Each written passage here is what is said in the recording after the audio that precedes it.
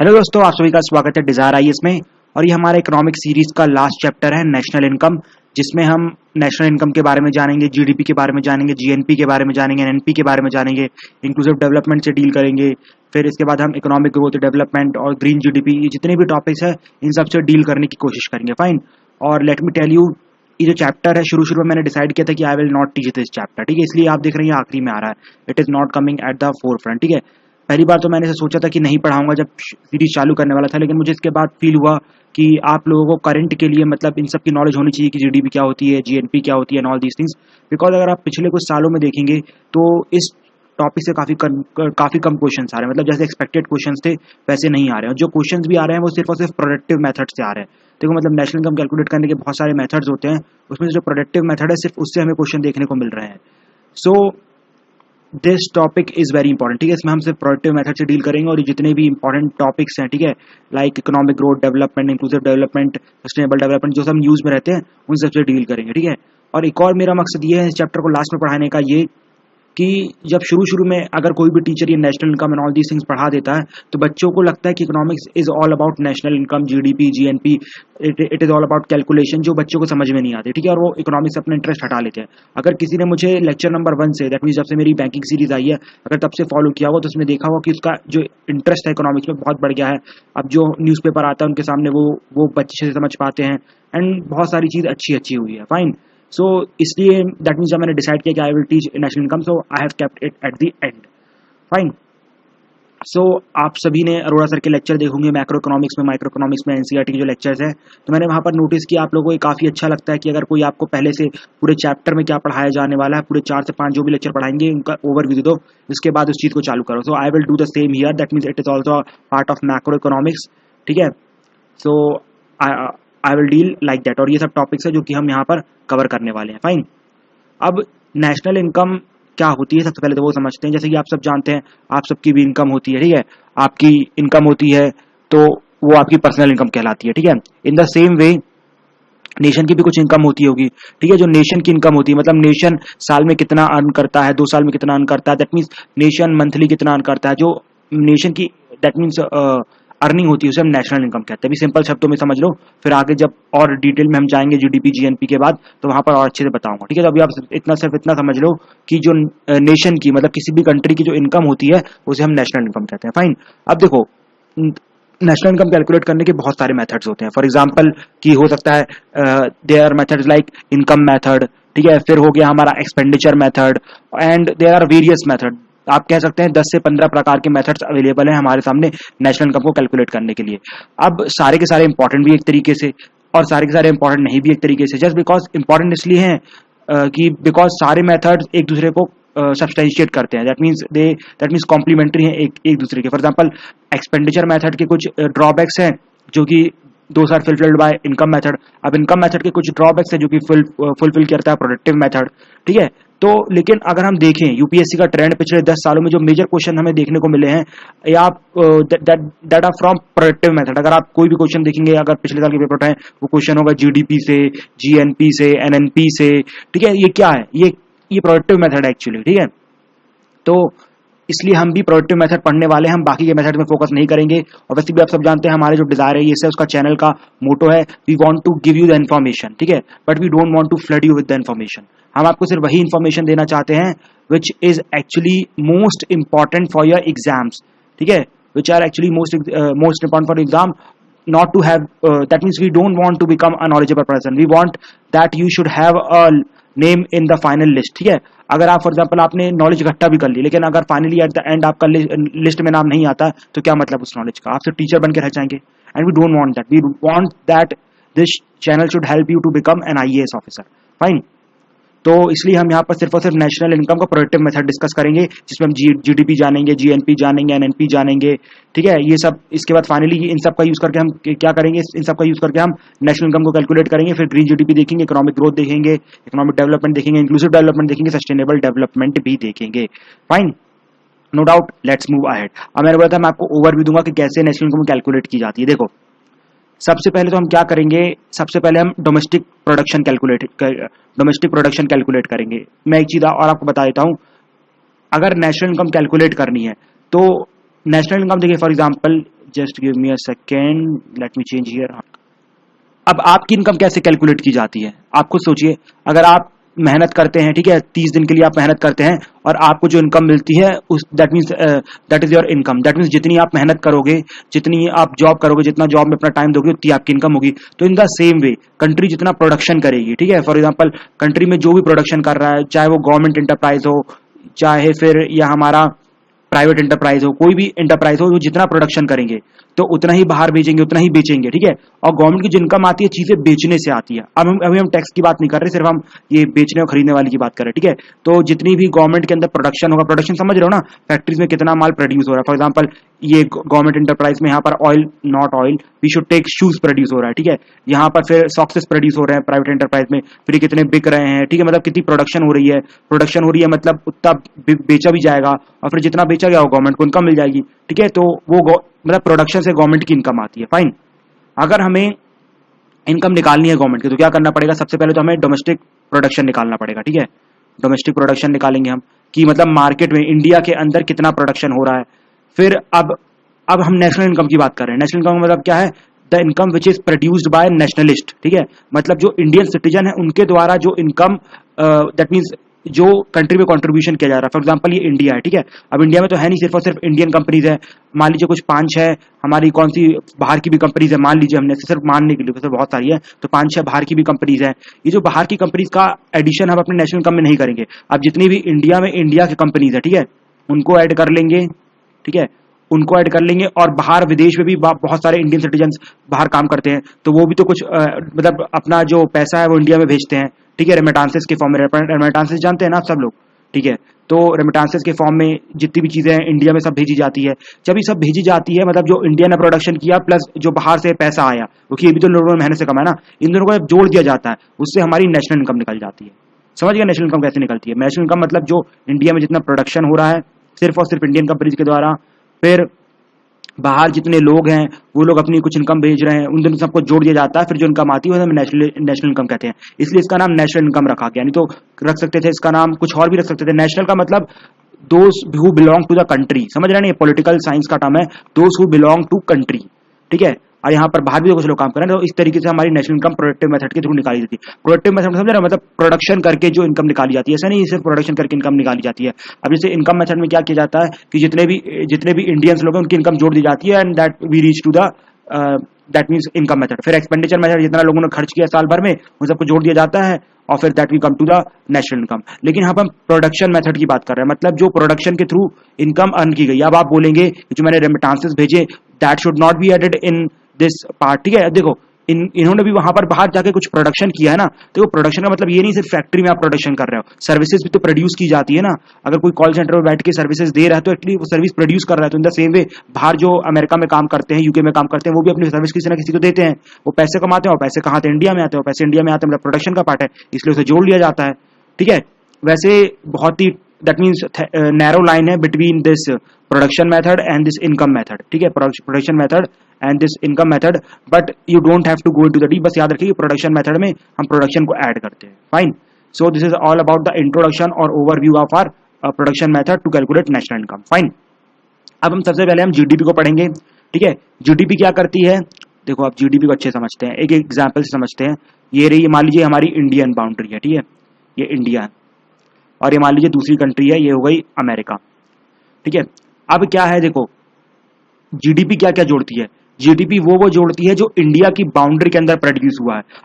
अब इंडिया की बाउंड्री के अंदर जो प्रोड्यूस हुआ है वो इंडियन जीडीपी कहलाएगी। फॉर अब उसमें अब यहाँ पर कोई मैटर नहीं करता कि अमेरिकन कंपनी है, चाहे ब्रिटिशर्स कंपनी है, चाहे ऑस्ट्रेलियन कंपनी है, चाहे इंडियन कंपनी है। अगर कोई भी बंदा फॉर एग्जाम्पल यूके से आया, चाहे कहीं से भी आया, अगर उसने यहाँ पर अपनी फैक्ट्री स्टैब्लिश कर दी, ठीक है, फैक्ट्री अगर स्टैब्लिश कर दी तो, और उसका प्रोडक्शन मतलब इंडिया के अंदर फैक्ट्री स्टैब्लिश कर दी, अब उसमें जो भी प्रोडक्शन होगा वो इंडिया की जीडीपी में जुड़ेगा, इतना याद रखना, ठीक है। मतलब GDP deals with the boundary of India, that means boundary of a country. मतलब किसी भी कंट्री की जीडीपी कैसे निकाली जाती है, मतलब उसकी बाउंड्री के अंदर कितना प्रोडक्शन हो रहा है, चाहे वो कोई भी कंपनी कर रहे हो, चाहे इंडियन कंपनी, चाहे कोई भी कंपनी हो, जितना मतलब बाउंड्री के अंदर प्रोडक्शन हो रहा है, ठीक है। ये चीज आप समझ गए। इसके बाद देखिए यहाँ पर लिखा भी है with in the boundary of the country. अब इसके बाद क्या होता है, इसमें गुड्स एंड सर्विसेज दोनों इंक्लूड की जाती है, मतलब गुड्स एंड सर्विसेज दोनों का प्रोडक्शन हो रहा है, ठीक है। गुड एंड सर्विस दोनों का प्रोडक्शन हो रहा है, दूसरी बात समझ गए।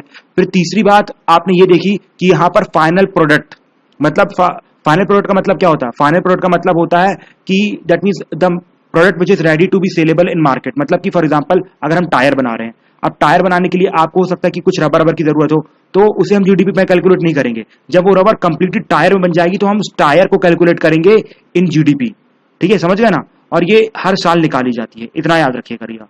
ठीक है, अब फिर से एक बात समझते हैं अच्छे से डिटेल में जीडीपी को। देखो जीडीपी वो होती है that means GDP is calculated with in the boundary of a country, with in the boundary. ठीक है, मतलब जो जीडीपी होती है वो कंट्री की बाउंड्री में कैलकुलेट की जाती है। हमें उससे अंदर मैटर नहीं पड़ता कोई सी भी कंपनी हो, चाहे फॉरेन कंपनी हो, चाहे कैसी भी कंपनी हो, बस वो प्रोडक्शन कर रही हो इंडियन बाउंड्री के अंदर। और इसमें हम गुड्स एंड सर्विसेज दोनों को ऐड करते हैं, साथ ही साथ फाइनल प्रोडक्ट को भी लेते हैं। ठीक है, मतलब सिर्फ फाइनल प्रोडक्ट को लेते हैं, रॉ मटेरियल को नहीं लेते। रॉ मटेरियल समझ रहे हो ना, कि मतलब जिससे फाइनल प्रोडक्ट बनता है। मैं फाइनल प्रोडक्ट बता चुका हूँ जो मार्केट में रेडी है सेल होने के लिए, जो आपके सामने आता है ना, वो सब फाइनल प्रोडक्ट है। वो सब इंडियन जीडीपी में जोड़ा जाएगा, भले वो दैट मीन्स कहीं से भी, दैट मीन्स किसी भी फैक्ट्री ने बनाया, चाहे एप्पल की कोई कंपनी ने बनाया, चाहे किसी ने बनाया, बस वो इंडिया की बाउंड्री के अंदर होना चाहिए। I think you have understood what is GDP. ठीक है, अगर डाउट है तो दैट मीन्स जिनको समझ आएगा वो स्किप कर दो, मैं 2 मिनट और समझा देता हूँ जीडीपी को। देखो जीडीपी क्या है, जीडीपी सिर्फ और सिर्फ कंट्री की बाउंड्री के अंदर कैलकुलेट की जाती है। फॉर एग्जांपल ये मान लीजिए इंडिया है, तो इंडिया की जीडीपी निकलेगी। अब इससे फर्क नहीं पड़ता कि ये कौन सी कंपनी है, मतलब फॉर एग्जांपल ये फॉरेन कंपनी होती है, इंडियन कंपनी होती है, जितना भी प्रोडक्शन होगा टोटल गुड्स एंड सर्विसेज का और वो फाइनल प्रोडक्ट होना चाहिए, उसको हम जीडीपी बोलेंगे। ठीक है, याद रखना कीवर्ड्स, फाइनल प्रोडक्ट होना चाहिए, सब गुड एंड सर्विस लेंगे with in the boundary of the country, और एक फाइनेंशियल ईयर में ही ये निकाला जाता है जीडीपी। ठीक है, समझ गए? अब तो समझ गए होंगे, आई डोंट थिंक सो कि आप कुछ प्रॉब्लम होगी। ठीक है, इसके बाद यहाँ पर एक चीज और याद रखना कि यहाँ पर केयर इकोनॉमी को इंक्लूड नहीं करते। भाई केयर इकोनॉमी क्या होती है? केयर इकोनॉमी वो इकोनॉमी जिसमें कि that means for example our mothers. ठीक है, अब जो जिनकी मम्मी हाउस वाइफ है, अब वो हाउस वाइफ लोग कुछ पैसा लेती हैं, दैट मीन्स जो हमारी मम्मी है अपना काम करने के लिए कुछ पैसा लेती है? नहीं लेती। मतलब कि जो लोग किसी भी तरीके से इंडियन इकोनॉमी में कंट्रीब्यूट नहीं करते, फॉर एग्जांपल जो हमारी जो मदर्स होती है वो सिर्फ और सिर्फ घर का खाना बनाती है, हमें खिलाती है, अब उनका कोई भी कंट्रीब्यूशन नहीं है किसमें? हमारी इंडियन इकोनॉमी में। तो वैसे लोगों को ऐड नहीं किया जाता जीडीपी में। ठीक है, जो लोग घर के लिए काम करते हैं, देश के लिए काम नहीं करते, उनका एडिशन नहीं होता है हमारे यहाँ पर। ठीक है, अब ये तो जो मैंने आपको जीडीपी बताई वो सब ऑर्गेनाइज सेक्टर का कैलकुलेशन था, मतलब कि उसमें सिर्फ और सिर्फ ऑर्गेनाइज सेक्टर की जीडीपी कैलकुलेट की जा सकती है। लेकिन अनऑर्गेनाइज सेक्टर की आप सब जानते हैं जीडीपी कैलकुलेट करना बहुत ही मुश्किल है, जस्ट बिकॉज कि अनऑर्गेनाइज सेक्टर का कुछ डेटा ही नहीं होता है गवर्नमेंट ऑफ इंडिया के पास। तो क्या किया जाता है, जो ऑर्गेनाइज सेक्टर का डेटा रहता है उसको मतलब अप्रोक्सीमेटली मान लिया जाता है वो भी वही होगा, और दोनों को जोड़ दिया जाता है। मतलब approximately unorganised sector, organised sector का अप्रोक्सीमेशन में डेटा ले लिया जाता है। ठीक है, अगर जीडीपी बढ़ रही है, जीडीपी बढ़ रही है इसका मतलब क्या? जीडीपी बढ़ रही है मतलब आपकी इकोनॉमिक ग्रोथ हो रही है। ठीक है, जीडीपी बढ़ रही है मतलब मैं क्या बोलना चाहता हूँ, प्रोडक्शन बढ़ रहा है। ठीक है, जीडीपी मतलब प्रोडक्शन बढ़ रहा है। और जितनी दैट मीन्स अगर 1 second for the problem this delay, let me handle it. और ये जीडीपी होती है वो जीडीपी दैट मीन्स कैलकुलेट की जाती है क्वार्टरली बेसिस में। ठीक है, क्वार्टरली बेसिस में जीडीपी कैलकुलेट की जाती है, और उसके बाद जो क्वार्टरली बेसिस पे कैलकुलेट की जाती है फिर फाइनली उसे ऐड कर दिया जाए। फॉर एग्जांपल 4 बार क्वार्टरली समझते हो ना, 4। ठीक है, 4 महीने की कैलकुलेट की जाती है और फिर फाइनली एट द एंड उसे ऐड कर दिया जाता है, उसे हम बोलते हैं that is yearly GDP. Fine. इसके बाद इंडिया की बात की जाए तो India is one of the fastest growing economy in the world. That means अभी सबसे ज्यादा फास्टेस्ट इकोनॉमी जीडीपी के टर्म्स में कौन सी है? इंडिया है। अगर हम इन टर्म्स ऑफ वैल्यू करें, मतलब सबसे ज्यादा दैट मींस प्रोडक्शन किसके यहाँ हो रहा है, मतलब समझ रहे हैं? मतलब सबसे बड़ी इकोनॉमी कौन है प्रोडक्शन के टर्म्स में? सबसे पहली आती है America, it is about $18 trillion. फिर हमारी आती है China, it is about $11 trillion. Then Japan approximately $4.4 trillion. फिर फाइनली इंडिया अप्रोक्सीमेटली $2.2 ट्रिलियन। ठीक है, ये डेटा है जीडीपी का। सो अभी हम समझ चुके हैं जीडीपी क्या होती है। फाइन। तो आपने देखा है अभी जीडीपी को कैलकुलेट करने के 2 तरीके होते हैं, या तो जीडीपी को आप करंट प्राइस में कैलकुलेट कर सकते हैं या फिर आप कांस्टेंट प्राइस पे कैलकुलेट कर सकते हैं। अब करंट प्राइस मतलब क्या होता है? देखो करंट प्राइस में जीडीपी को कैलकुलेट करना मतलब कि आप इन्फ्लेशन को ऐड कर रहे हो। ठीक है, आप इन्फ्लेशन को ऐड कर रहे हो। अब वो सिंपल सी बात है, जब आप इन्फ्लेशन को ऐड करोगे सो आपकी जीडीपी हमेशा आगे ही आएगी। फॉर एग्जांपल अगर that means let me give you example, for example अगर आपकी इकोनॉमी 7% से ग्रो कर रही है, ठीक है 7% से ग्रो कर रही है, तो आपके यहाँ अगर हमने इन्फ्लेशन ऐड नहीं किया जब 7% से ग्रो कर रही है, जब हम इन्फ्लेशन ऐड कर देंगे, ठीक है, इन्फ्लेशन ऐड करने से क्या फर्क पड़ता है वो आपको सबसे पहले समझना चाहिए। इन्फ्लेशन को ऐड करना मतलब जो करंट प्राइस है उसको ऐड करना। आई थिंक आप सबको समझ में नहीं आ रहा, अच्छे समझाता हूं। फॉर एग्जांपल देखो, जब फॉर एग्जांपल जब प्रोडक्शन होता है ना, तो प्रोडक्शन होने पे जो भी चीज बनती है, फॉर एग्जांपल हमने शूज बनाया, तो अब जो प्रोडक्शन दैट मींस आपने टायर लगाया, ये लगाया, वो लगाया, जो भी रबर लगाई, उन सब का जो फाइनल प्रोडक्शन जब फैक्ट्री से बाहर माल आएगा मान लीजिए 10 रुपए का है, लेकिन आप सब जानते हो मार्केट में पहुंचते पहुंचते कितने का हो जाएगा, 15 रुपए का हो जाएगा। तो जीडीपी एट करंट प्राइस का मतलब होता है कि आप 15 रुपए में कैलकुलेट कर रहे हैं, ठीक है। लेकिन आपको तो जीडीपी प्रोडक्शन प्राइस पे चाहिए, मतलब आपको ये सब चीजें हटानी है, क्योंकि यहाँ पर इन्फ्लेशन जुड़ा हुआ है, फिर इनडायरेक्ट टैक्सेस जुड़े हुए हैं, बहुत सारा ट्रांसपोर्टेशन कॉस्ट जुड़ा है, इसके बाद ये 15 रुपए हो रहा है ना, तो इसे हम बोलते हैं जीडीपी एट करंट प्राइस। लेकिन अगर आप जीडीपी को बिल्कुल यहीं पर बिल्कुल जब बिल्कुल फैक्ट्री से मिलके मतलब बन के बाहर माल निकला था, अगर उसी प्राइस पे आप जोड़ दे तो उसे हम बोलते हैं जीडीपी एट कांस्टेंट प्राइस। मतलब यहाँ पर कुछ भी नहीं जुड़ा है, ना ही इन्फ्लेशन जुड़ा है, ना ही डिफ्लेशन जुड़ा है, ना ही इनडायरेक्ट टैक्सेस जुड़ा है, मतलब कुछ भी नहीं जुड़ा है। फाइन, समझ गए ना।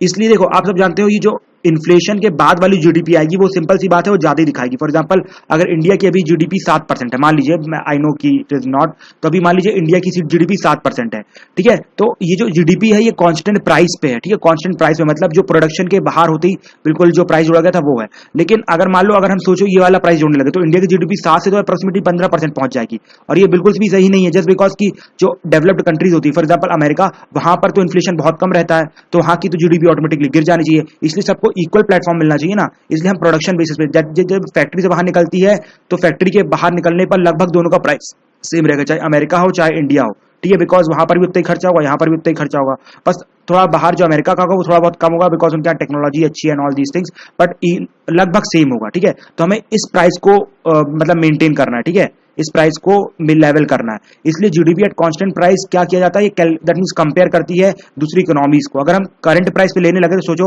इंडिया की इकोनॉमी तो सोच लो जब 2008-9 में 9% थी, तो उस टाइम पे तो क्या होती, उस टाइम पे तो शायद तक 20% इकोनॉमी की जाती, तो वो सही नहीं होता, ठीक है। इसलिए इसे कांस्टेंट प्राइस पे कैलकुलेट किया जाता है, that means without inflation, without indirect taxes. और करंट प्राइस में क्या, inflation, indirect taxes, transportation cost, ये वो फलाना ढिंकाना सब मिला रहता है। फाइन, ठीक है। अब देखो जीडीपी कैलकुलेट की जाती कि कैसे की जाती वो भी हमें समझना है। अब देखो जीडीपी कैलकुलेट करने के लिए एक इंडेक्स मेंटेन किया जाता है। अब मैंने जो इंडेक्स के बारे में बहुत बार चर्चा की है, बहुत सारे लेक्चर्स में, बैंकिंग में, मॉनेटरी पॉलिसी में, फिर कैपिटल मनी मार्केट में, फिर हमारे किस में कैलकुलेट किए, यहाँ फिजिकल सिस्टम में बहुत बताया है, तो मैं दोबारा नहीं बताऊंगा। देखो फॉर एग्जांपल अगर हमें जीडीपी कैलकुलेट करनी है, जीडीपी के लिए सबसे पहले क्या लिया जाएगा, एक बेस रेट ले लिया जाएगा और बेस ईयर ले लिया जाएगा। फॉर एग्जाम्पल मैंने ले लिया 2011-12, ठीक है, 2011-12।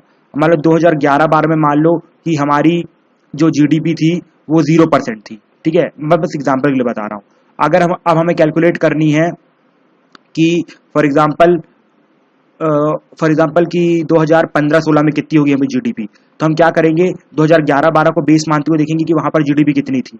अब मान लीजिए वहां पर दैट मींस नहीं, 0 रुपए नहीं होना चाहिए, वी शुड टेक इट, मान लीजिए 100 रुपए का प्रोडक्शन हो रहा है, ठीक है, 100 रुपए का प्रोडक्शन हो रहा है। हमने देखा कि बेस सेट कर लिया कि 2011-12 में 100 रुपए का प्रोडक्शन हो रहा था। अब जितनी भी जीडीपी निकालनी पड़ेगी हम इसी को बेस मान के निकालेंगे। अब 2012-13 में निकालना हो तो क्या करेंगे, 2012-13 में मान लीजिए प्रोडक्शन अब हो गया 300 रुपए, तो मतलब 100 इंटू 3 मतलब कितना हो गया, 3% की ग्रोथ हुई।